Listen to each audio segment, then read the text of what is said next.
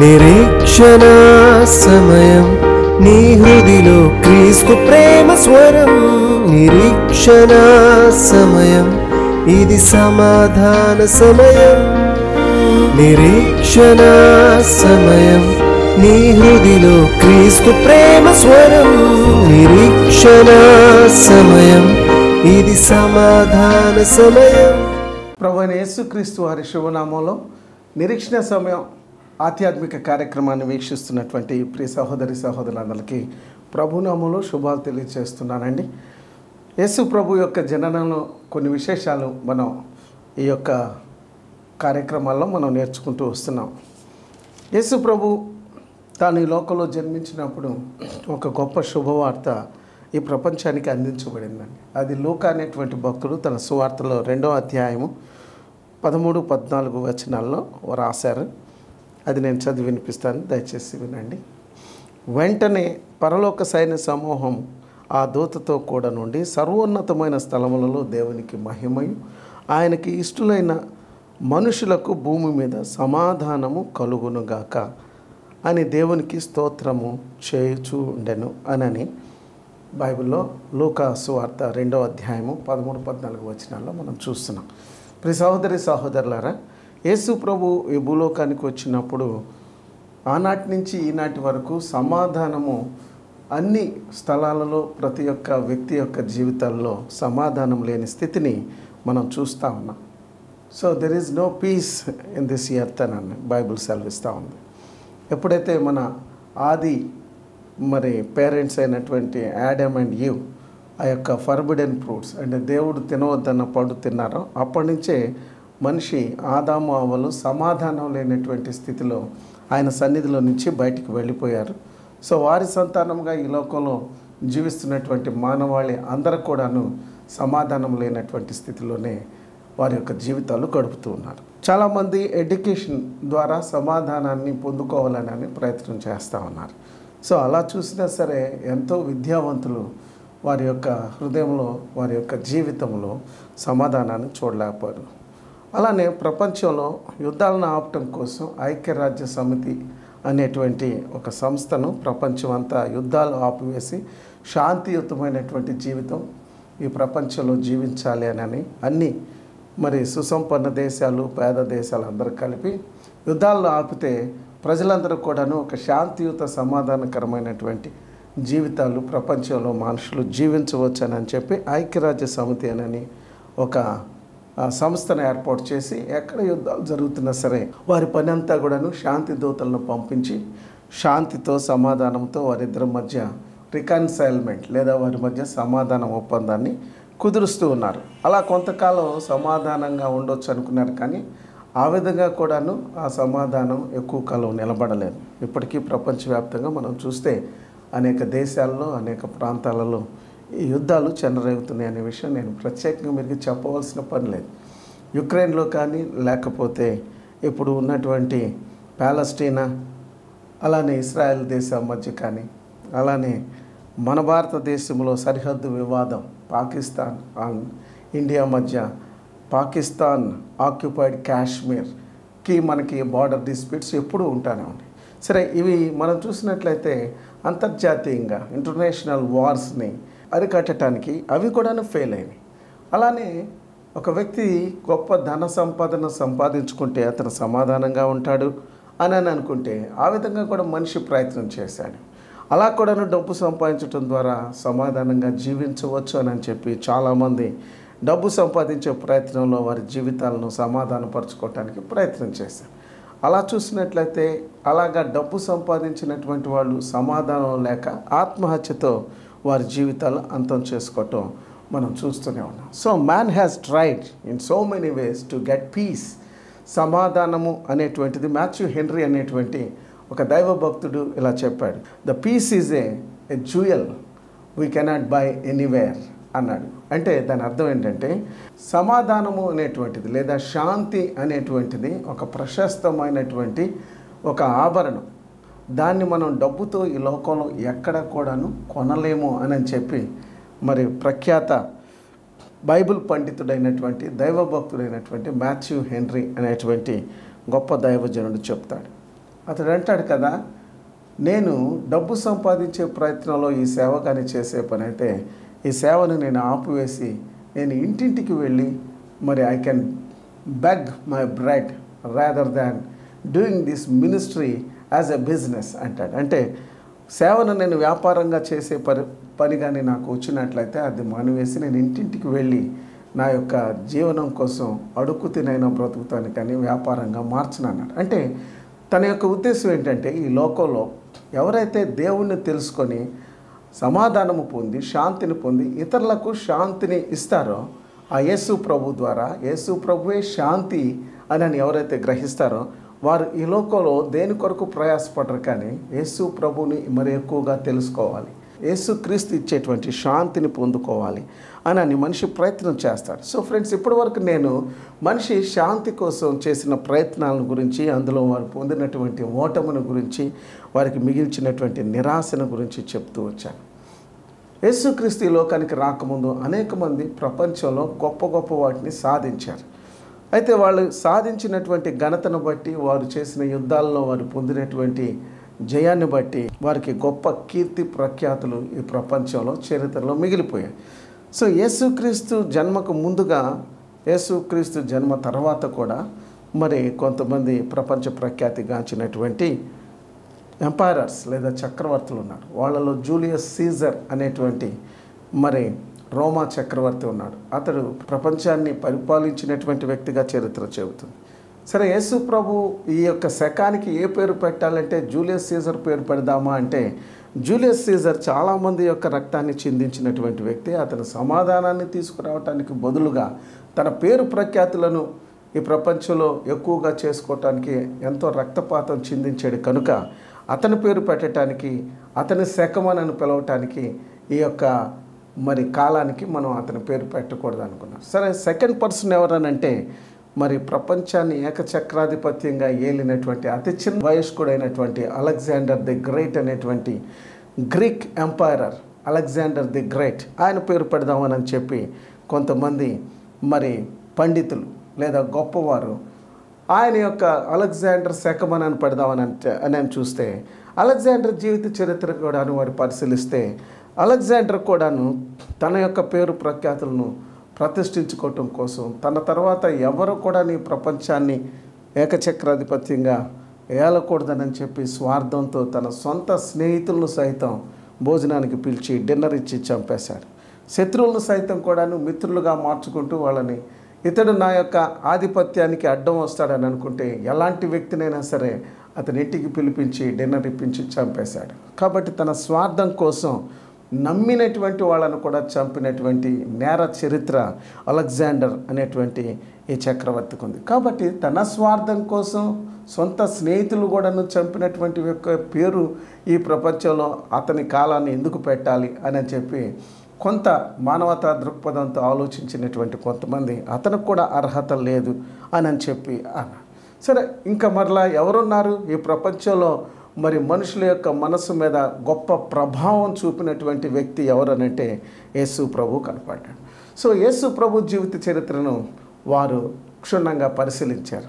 ఆయన జననాన్ని చూశారు, ఆయన యొక్క జీవిత విధానం చూశారు, తర్వాత ఆయన యొక్క మరణాన్ని చూశారు, ఆయన పునరుద్ధాన్ని చూశారు, ఆయన లైఫ్ స్టైల్ని చూశారు, ఆయన ఎలా జీవించాడో చూశారు. చాలా సామాన్యుడిగా జీవించాడు. అతని జన్మ ఎలా ఉంది అంటే చాలా సింపుల్గా ఉంది. అతను మనుషులకు ఏం చేశాడు? రక్తం చిందించాడా? యుద్ధాలు చేశాడా? మనుషుల జీవితాల్లో సమాధానాన్ని తీసుకురావటానికి ఏం చేశాడంటే శాంతియుతమైనటువంటి బోధలు చేశాడు.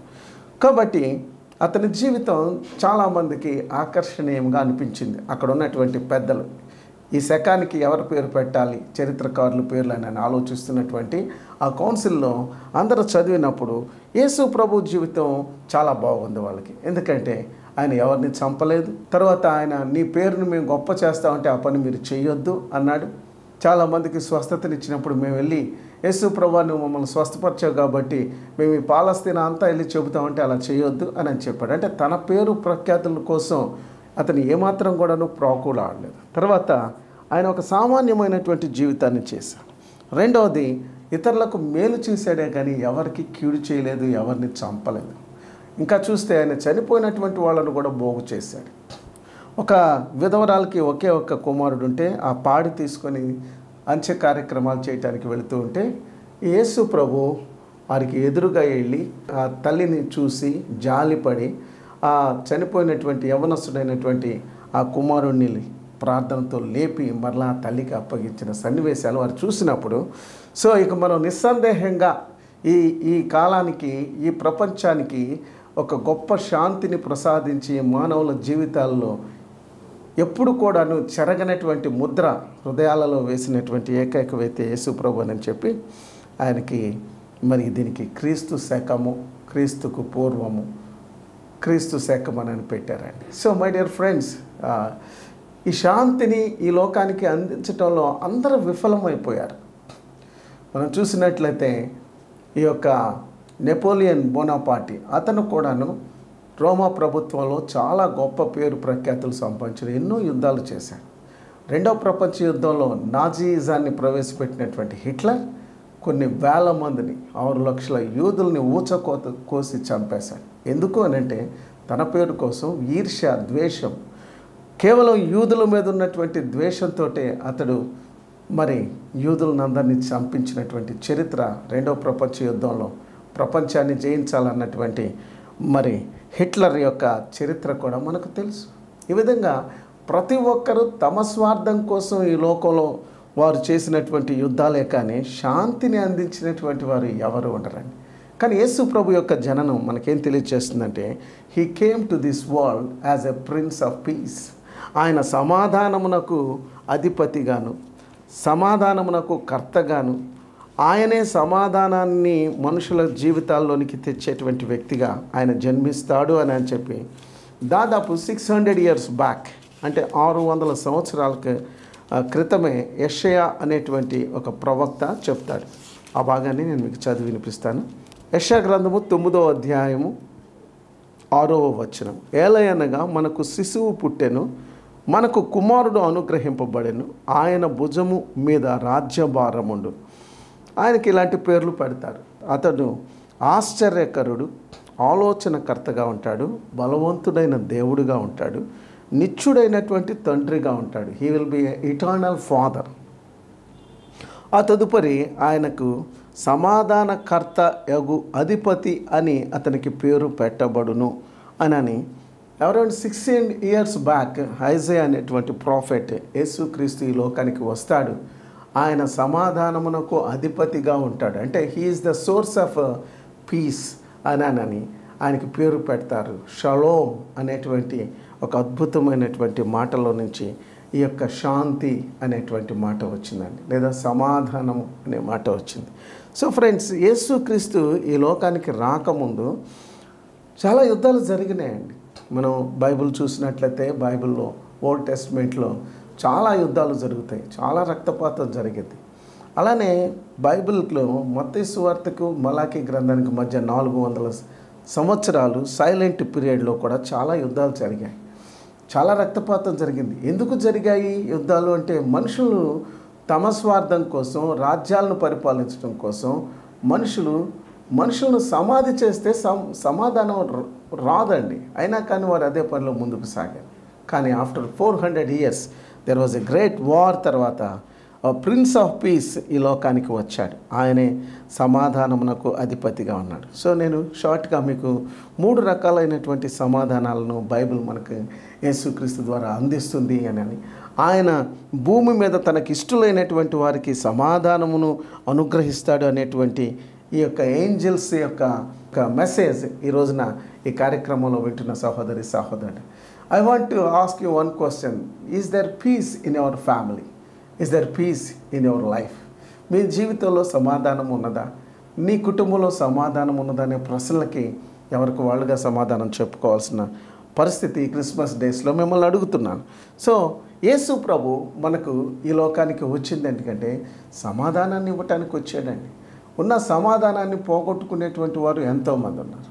ఎంతోమంది ఈ సమాధానం కోసం ఎంతో వెల చెల్లించే వాళ్ళు ఉన్నారు, గొడవలు పెట్టుకునే వాళ్ళు ఉన్నారు. వాళ్ళు అనుకున్నది సాధిస్తేనే వాళ్ళకి సమాధానం అనుకుంటున్నారు, కానీ అది సమాధానం కాదండి.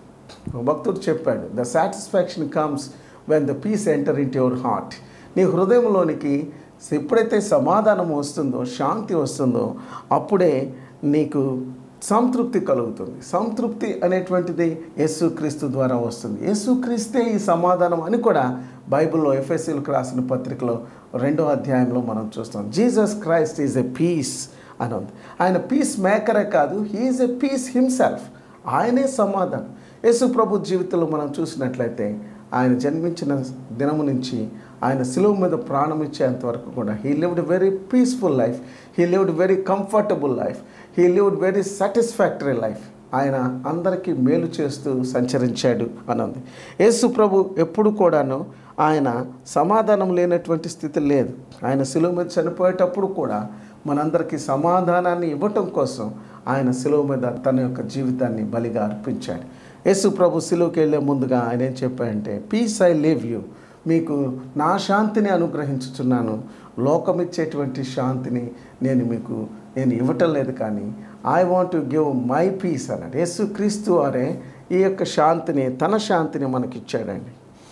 ఈవెన్ ఇన్ యువర్ ట్రబుల్స్, నిజమైన శాంతి ఏంటంటే మనకున్న సమస్యల్లో కూడా సమాధానం కలిగి ఉండటమే. ఈ లోకంలో ఎన్నో ట్రబుల్స్ ఉన్నా సరే పీస్ఫుల్గా ఉండేది ఎవరంటే true Christian who is having Christ. యేసుక్రీస్తును కలిగినటువంటి వ్యక్తి ఈ లోకంలో ఎన్ని పరిస్థితులు ఉన్నా సరే వారు సమాధానంగా ఉంటారు. నెంబర్ 1 ఏంటంటే జీసస్ క్రైస్ట్ ఆయన మనకి అప్వార్డ్ పీస్ ఇవ్వటానికి ఈ లోకానికి వచ్చాడు. అప్వార్డ్ పీస్ అంటే పరలోకంలో నుంచి మనకు వచ్చేటువంటి సమాధానం. బైబిల్ గ్రంథంలో ఈ మాట ఉంటుంది, పైనుండి వచ్చేటువంటి సమాధానము, పైనుండి వచ్చేటువంటి జ్ఞానము. అంటే పరలోకంలో నుంచి దేవదూతలు తెచ్చినటువంటి శుభవర్తమానం ఏంటంటే ఆయనకి ఇష్టలుగా ఈ లోకంలో జీవించేటువంటి వారందరికీ కూడాను పరలోకంలో నుంచి ఈ సమాధానము దేవుడు మనకు అనుగ్రహిస్తూ ఉన్నాడు. రోమపత్రిక 5వ అధ్యాయం 1వ వచనంలో చూసినట్లయితే అక్కడ ఈ మాట రాయబడి ఉన్నదండి. ఏంటంటే ప్రభువైన యేసుక్రీస్తు ద్వారా మనము సమాధానము కలిగి ఉంటాము. We will live a peaceful life because of Jesus Christ. రోమపత్రిక 5వ అధ్యాయం 1వ వచనం. కాబట్టి విశ్వాస మూలమున మనము నీతిమంతులుగా తీర్చబడి మన ప్రభువైన యేసుక్రీస్తు ద్వారా దేవునితో సమాధానము కలిగి ఉంటాం. సో పరలోకంలో ఉన్నటువంటి దేవునితో మనకు సమాధానాన్ని ఇవ్వటానికి యేసు ప్రభు ఈ క్రిస్మస్లో భూలోకానికి అవతరించాడండి. దేవునితో సమాధానాన్ని కోల్పోయాడు మనిషి. ఎందుకంటే మనం చెప్పుకున్నట్లుగా పాపము వలన మనుషులకు దేవునికి మధ్య వైరం ఏర్పడింది. So there is a war between man and God. So దేవునితో పోరాడి గెలిచిన వాడు ఎవరు లేరు. ఆదాము దేవునితో పోరాడాలని ప్రయత్నం చేశాడు, పండు తినటం వలన అతను ఓడిపోయాడు. సో ఫ్రెండ్, అప్వర్డ్ పీస్ కావాలంటే మనం దేవునితో సమాధాన పడాలి. రెండవది ఏంటంటే ఇన్వర్డ్ పీస్ కావాలి. మనందరికీ కూడాను అంతరంగ హృదయంలో శాంతి కావాలి. యేసు ప్రభు ఆ శాంతిని ఇవ్వటానికి ఈ లోకానికి వచ్చాడు. యోహాను సువార్త 14వ అధ్యాయము 1వ వచనంలో చూసినట్లయితే మనుషులందరి హృదయాలలో ఒక కలవరము ఉన్నదండి. ఆ కలవరము అనేక రకములుగా మనుషులను నిద్ర లేకుండా చేస్తుంది. భయముతో నింపబడి ఉన్నారు. సో నా 14వ అధ్యాయం 1వ వచనం ఇలా చెప్తా ఉంది, మీ హృదయమును కలవరపడనీయకడి, దేవుని యందు విశ్వాసం ఉంచుచున్నారు, నా యందును విశ్వాసం ఉంచుడి. Have faith in me. యేసుక్రీస్తునందల విశ్వాసము మన అంతరంగంలో ఉన్నటువంటి మరి ఆ యొక్క కలవరం, భీతి, భయాన్ని తొలగిస్తుంది. ఫ్రెండ్, ఈ కార్యక్రమాన్ని వీక్షిస్తున్నటువంటి మీ జీవితాలలో ఈ శాంతి కావాలి, నేను దేవునికి ఇష్టడుగా జీవిస్తే నేను అంతరంగ హృదయంలో కూడా ఇన్వర్డ్ పీస్ని నేను కలిగి ఉంటాను. మొట్టమొదటిగా దేవునితో సమాధాన పడతాను. రెండవది యేసుక్రీస్తునందు విశ్వాసం ఉంచుట ద్వారా నేను ఈ ఇన్వర్డ్ పీస్ని నేను పొందుకుంటాను అని మీరు ఒక తీర్మానం తీసుకొని ఈ కార్యక్రమాన్ని వీక్షించేటప్పుడే మీరు ఒక చిన్న ప్రార్థన మీ మనసులో చేసుకోవచ్చండి. తద్వారా మీ హృదయంలో ఉన్న కలవరాన్ని, భీతిని, భయాన్ని మీరు తొలగించుకోవచ్చు. ఇదే రక్షణ దినము, ఇదే అనుకూల సమయము. ఈ సమాధానం ఎలాంటిదంటే మీ అంతరంగంలో ఉన్నటువంటి సమాధానము ఇది ఈ లోకంలో మీకు ఎన్ని సమస్యలు ఉన్నా సరే ధైర్యాన్ని ఇచ్చేది. యేసు ప్రభు చెప్పారండి. సో జాన్ 16:33 వర్స్లో ఆయన అన్నాడు కదా, నా యందు మీకు సమాధానము కలుగునట్లు నేను మీతో ఈ మాటలు చెప్పుచున్నాను. లోకంలో మీకు శ్రమ కలుగును. In this world there are so many trials and tribulations, అయినను ధైర్యం తెచ్చుకోనండి, నేను లోకమును జయించి ఉన్నాను. చూడండి, ఈ లోకాన్ని యేసు ప్రభు జయించినటువంటి ఆయన మనకు సమాధానం ఇస్తానన్నాడు. ఎప్పుడు? శ్రమలలో సమాధానం ఇస్తానన్నాడు. మీకు శ్రమల్లో ఉన్నారా? శోధనలో ఉన్నారా? శాంతిని కోల్పోయారా? భీతి, భయము, ఆందోళనతో ఉన్నారా? కుటుంబంలో ఉన్న పరిస్థితులను బట్టి భార్యాభర్తలు, అలానే కుటుంబంలో అనేక సమస్యలతో ఈ రోజున చాలామంది సూసైడ్స్ చేసుకుంటున్నారండి. నో మై డియర్ ఫ్రెండ్, ఈ రోజున నీకు ఒక శుభవార్త ఏంటంటే you can come to Christ. నువ్వు యేసు ప్రభు దగ్గరికి వస్తే ఆయన నీకు ఇన్వర్డ్ పీస్ అని, నీకు అంతరంగ హృదయంలో ఆయన సమాధానాన్ని ఇస్తాడు. మూడవది ఏంటంటే అవుట్వర్డ్ పీస్, అనగా బయట సమాధానము.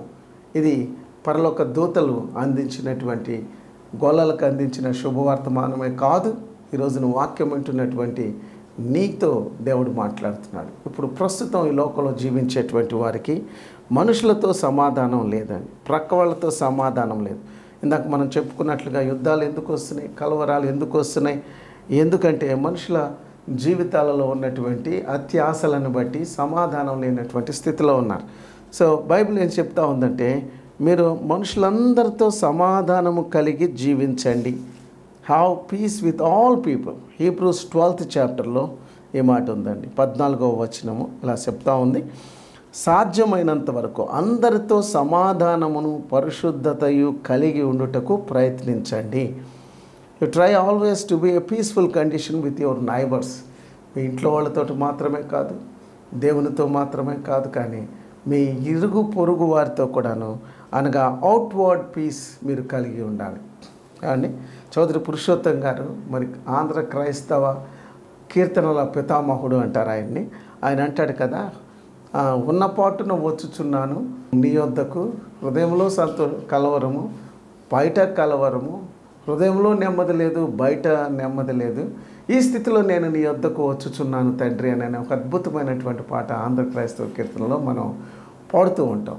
ఉన్న పాటున వచ్చుచున్నాను నీ సన్నిధికి, పాపముల చేత, మోయలేని భారము చేత కృంగిపోయినటువంటి నేను ఉన్న పాటున, just as I am coming to you. ఉన్న పాటునంటే ఈ పరిస్థితుల్లో ఉన్నట్లుగానే నేను నీ దగ్గరకు వచ్చేస్తున్నాను ప్రభువా, నాకు సమాధానం దయచేయనని చక్కటి పాట రాశాడు. సో మై డియర్ ఫ్రెండ్స్, మీరు దేవునితో సమాధానం పట్టడం అంటే, రెండవది మీ లోపల ఉన్న కలవరం పోగొట్టుకోవటం అంటే, మూడవది మీ తోటి వారితో సమాధానంగా ఉండటం అంటే అదే నిజమైన క్రిస్మస్. దేవునితో మీకు సంబంధం లేకపోయినా, లేదా రెండవదిగా మీ అంతరంగ హృదయంలో పాపము అనేటువంటి ఈ భీతితో మనిషి, నేను చనిపోతే ఎక్కడికి వెళ్తాను, నా ఆత్మ పరిస్థితి ఏంటి, నిత్యత్వంలో నేను ఎక్కడ ఉంటాను, యేసుక్రీస్తు లేకుండా చనిపోతే నిత్య నరకమే కదండి. కాబట్టి ఇప్పుడే యేసుక్రీస్తుని మీ హృదయంలోనికి చేర్చుకున్నట్లయితే మీలో ఉన్న కలవరం పోతుంది. మూడోది, మనుషులందరితో సమాధానము కలిగి జీవించాలి అని బైబిల్ సెలవిస్తుంది. ఇటు ఈ 3 రకములైనటువంటి సమాధానములు మనకి ఇవ్వటానికి క్రిస్మస్లో దేవదూతలు తెచ్చినటువంటి సందేశం మనందరికీ ఒక ఆశీర్వాదకరముగా ఉండాలని చెప్పి నేను కోరుకుంటున్నాను. ఈ సమయంలో ఈ కార్యక్రమాన్ని వీక్షిస్తున్నటువంటి సహోదరి సహోదరుడా, సర్వోన్నతమైన స్థలములలో దేవునికి మహిమ, ఆయనకి ఇష్టలైనటువంటి వారందరికీ భూమి మీద, మనుషులకు, జంతువులకు కాదండి, మనుషులకు భూమి మీద సమాధానం ఇవ్వటానికే ఈ క్రిస్మస్ మనకు దేవుడు అనుగ్రహించాడు. సో మీరు ఈ 3 రకాల సమాధానం, శాంతిని పొందాలని మనస్ఫూర్తిగా కోరుకుంటూ మీకోసం ఒక చిన్న ప్రార్థన చేస్తాను. తలలు వంచండి. ప్రేమ స్వరూపమైన తండ్రి, నీకు వందనాలు. మీరిచ్చే అవకాశాన్ని, ప్రతి అవకాశాన్ని ఈ కార్యక్రమాన్ని వీక్షిస్తున్న సోదరి సోదరులు, ప్రభువా, నిరీక్షణ సమయం ద్వారా ఈ కార్యక్రమాన్ని వీక్షిస్తున్న మా ప్రియ సహోదరి సహోదరులు కలవరంతో ఉన్నారు, నీతో సంబంధం తెగిపోయి అశాంతితో ఉన్నారు. నాకైతే తెలియదు, కానీ ప్రభువా, పరిశుద్ధాత్మ తండ్రి, మనుషులతో, ఇరుగు పొరుగు వారితో సంబంధాలు సరిగా లేకుండా ఎన్ని క్రిస్మస్ పండుగలు చేసుకున్న ఉపయోగం లేదనని నీ వాక్యం ద్వారా మాట్లాడుతున్నాను. కాబట్టి నాయన, upward peace, inward peace, outward peace, ఈ 3 రకములైన సమాధానాలు ఈ ప్రేక్షకులందరికీ మీరు దయచేసి దీవించమని యేసునామములో స్తుతించి ప్రార్థిస్తున్నాను తండ్రి. ఆమెన్, ఆమెన్. గాడ్ బ్లెస్ యూ అండి. I wish you a happy and merry Christmas for all of you. మళ్ళా తిరిగి ఈ కార్యక్రమాన్ని నెక్స్ట్ ఎపిసోడ్లో చూసేంత వరకు ప్రభు కృప మీకు తోడైండును గాక. ఆమెన్. మా సెల్ ఫోన్ నంబర్ 9394782237 మరియు మా ఉదయకాలపు ఆరాధన ఆర్టీసీ కాలనీలోని house of pray fellowship church నందు 8 గంటల నుండి 10 గంటల వరకు జరుగును. అడ్రస్ ఆర్టీసీ కాలనీ, 1వ లైన్, గుంటూరు. మా ఫోన్ నంబర్ 9394782237. అందరూ ఆహ్వానితులే.